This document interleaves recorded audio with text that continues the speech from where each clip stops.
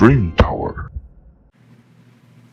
안녕하십니까. 돈 되는 부동산 함주원입니다. 네, 얼마 전까지 엄청난 폭우가 쏟아졌습니다. 80년 만에 역대 최대 강수량을 보였고요. 그로 인해서 재산 피해도 1,000억 가까이 발생이 됐다라고 합니다. 제일 안타까운 건 이로 인해서 인명 피해까지 발생이 됐다라는 점입니다. 그로 인해서 요번에 정부가 공급 대책을 발표를 하면서 이런 침수가 되는 우려 지역을 어떻게 개선하겠다 이런 발표를 했었습니다.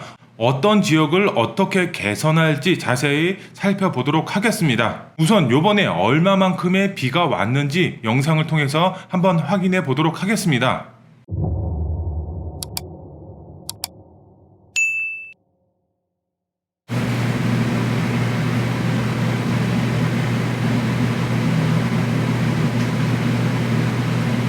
성인 기준으로 봤을 때 목까지 차오른 것을 보실 수가 있습니다. 일반 도로가 이렇게 차올랐는데 반지하에 거주하시는 분들의 경우는 어떻게 됐을까요?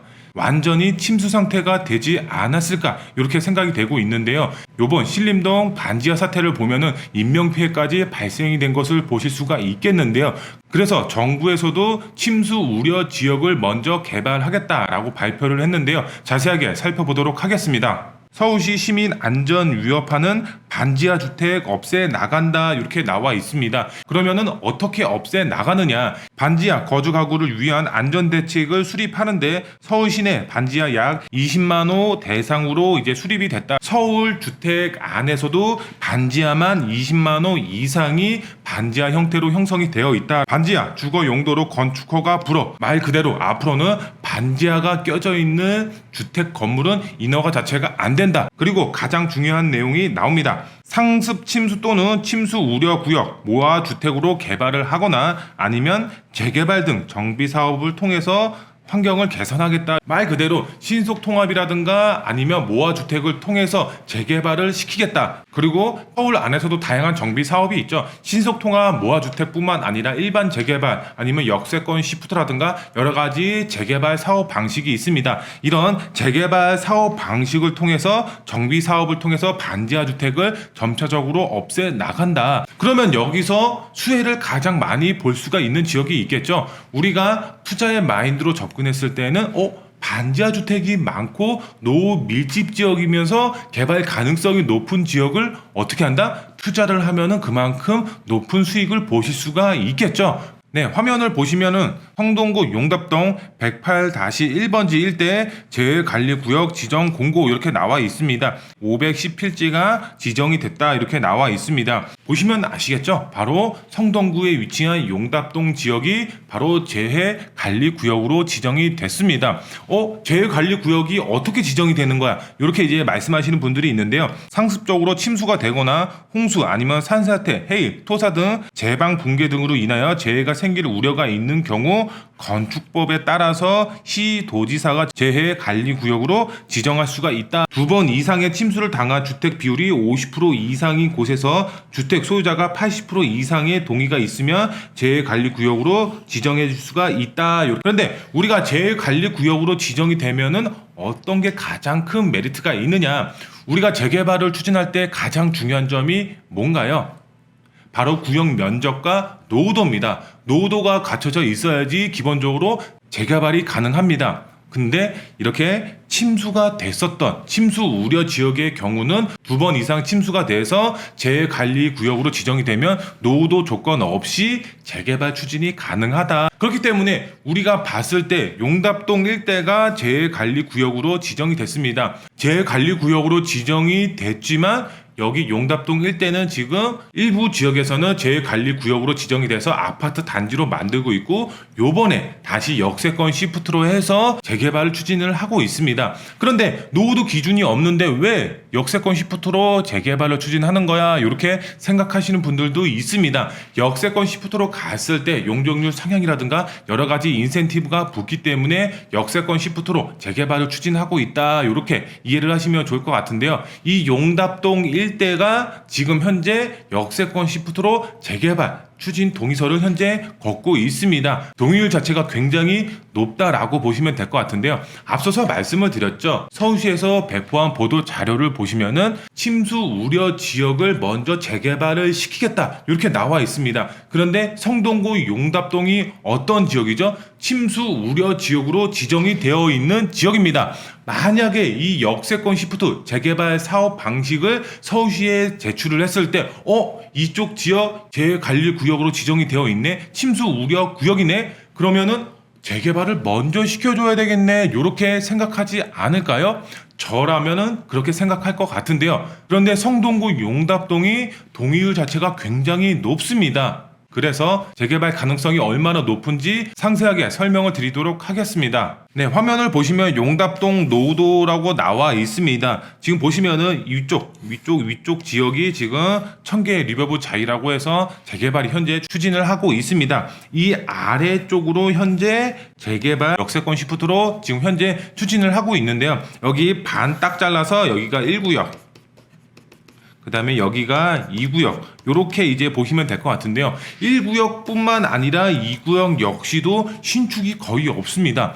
노후도 조건이 굉장히 좋다. 일반 민간 재개발 기준으로 봤을 때 66%의 노후도 조건을 갖추고 있어야 됩니다. 하지만 1구역, 2구역 역세권 시프트로 동시에 추진이 되고 있습니다. 역세권 시프트의 노후도는 몇 프로? 바로 60%의 노후도입니다. 6%가 낮습니다. 이 용답동 지역의 노후도 조건이 정말 충족하고도 남는다, 이렇게 이해를 하시면 될 것 같고요. 신축이 거의 없습니다. 서울시 안에서 이렇게 신축이 없는 지역 정말 드물다라고 할 수가 있겠습니다. 여기에 플러스해서 제가 앞서서 말씀을 드린 재관리구역, 침수 우려 지역이기 때문에 이런 1구역, 2구역 정말 개발 가능성이 상당히 높다. 서울시에서 먼저 개발을 시켜줄 수가 있는 그런 지역이다. 이 성동구 용답동 지역의 경우도 이런 반지하 주택이 굉장히 많이 있습니다. 침수 우려 지역에다가 반지하까지 형성이 되어 있기 때문에 재개발 가능성이 그만큼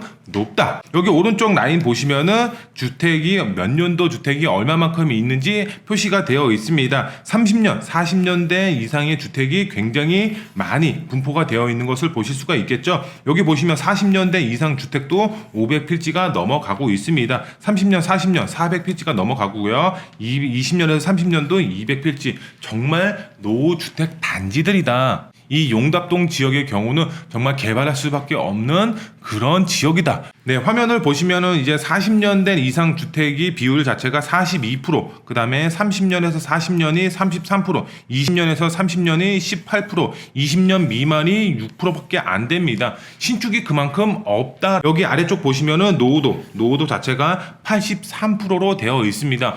엄청난 노후도 조건을 갖추고 있다. 서울시에서 정말 이런 지역은 극히 드물다. 여기 보시면은 노후 건축물이 지금 1000가구가 넘어가고 있죠. 양호 건물이 200가구, 정말 80% 이상이 노후가 되어 있다. 용답동 재개발 예정 구역이라고 나와 있습니다. 여기 위쪽 라인을 보시면 청계 리버브 자이 아파트 22년 12월 분양이다, 이렇게 나와 있는데요. 이쪽 지역이 바로 상습 침수 우려 구역으로서 재개발이 요번에 추진이 된 지역이다, 이렇게 보시면 될 것 같고요. 지금 다 철거를 했습니다. 2주 다 끝났고 조만간 분양해서 착공해서 입주가 얼마 남지 않았다. 그 아래쪽으로 봤을 때 용답동 재개발 1구역이 있고 재개발 2구역이 있다. 추진위원회가 만들어져서 동의서를 현재 걷고 있고 두 지역 다 역세권 시프트로 재개발 추진을 하고 있다. 60% 이상의 동의율을 갖고 있다. 60%의 동의율이 넘어가면은 지금 추진 단계가 어느 정도 추진이 된 거지, 이렇게 생각하시는 분들이 있기 때문에 제가 설명을 드리도록 하겠습니다.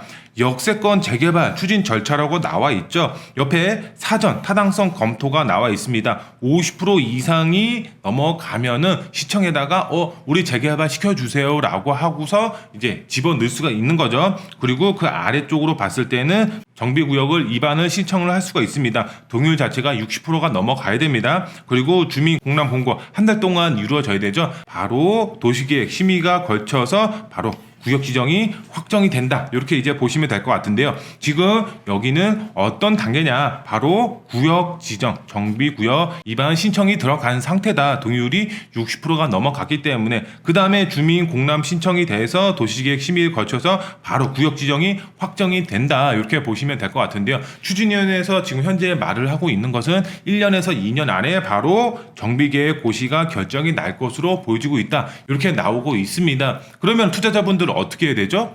지금 상습 침수 우려 구역을 먼저 재개발을 시켜주겠다라고 했기 때문에 이 용답동 지역 개발 가능성이 그만큼 커졌다라고 하고 있습니다. 그러면은 이 계획대로 간다라고 했을 때는 내년 안에 정말 구역 지정이 될 수가 있는 확률이 더더욱 높아졌다. 용답동 지역의 경우는 입지도 상당히 좁습니다. 위쪽으로 봤을 때는 청량리가 위치를 하고 있고요. 아래쪽으로 봤을 때는 물류센터가 위치를 하고 있지만 공원화로 조성이 된다. 그 아래쪽으로 봤을 때는 성수 전략 정비 구역이라든가 자양동이라든가 지금 개발 붐이 일어나고 있는 지역입니다. 그 안에 중심축에 바로 용답동 지역이 위치를 하고 있습니다. 바로 위쪽에 이 답심리 뉴타운도 형성이 되어 있죠. 그만큼 미래 가치가 상당히 풍부한 지역이다. 개발만 된다라고 했을 때 지가 상승은 정말 큰 폭으로 상승이 될 수밖에 없다. 투자 금액이라든가 여러 가지 이제 면적이라든가 내가 투자한 물건이 어떤 물건인지 궁금하신 분들의 경우 저희 사무실에 전화 주시면 자세하게 상담 도와드리도록 하겠습니다. 그리고 저희 사무실에서 1대1 대면 상담을 진행을 하고 있습니다.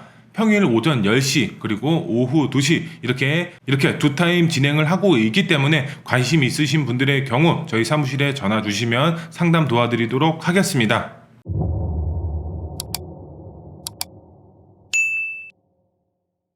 이번 폭우로 인해서 많은 분들이 피해를 봤습니다. 재산 피해뿐만 아니라 인명 피해까지 발생이 됐기 때문에 정부의 정책이 하루 빨리 개선이 돼서 개발이 됨으로써 다시는 이런 일이 발생이 되지 않게끔 하는 것이 중요하다. 이렇게 이제 말씀을 드릴 수가 있겠습니다. 오늘 영상이 마음에 드셨으면 구독 버튼, 좋아요 버튼, 알림 설정 버튼 꼭 부탁드리겠습니다. 다음 영상에 더 알찬 정보로 찾아뵙도록 하겠습니다. 감사합니다.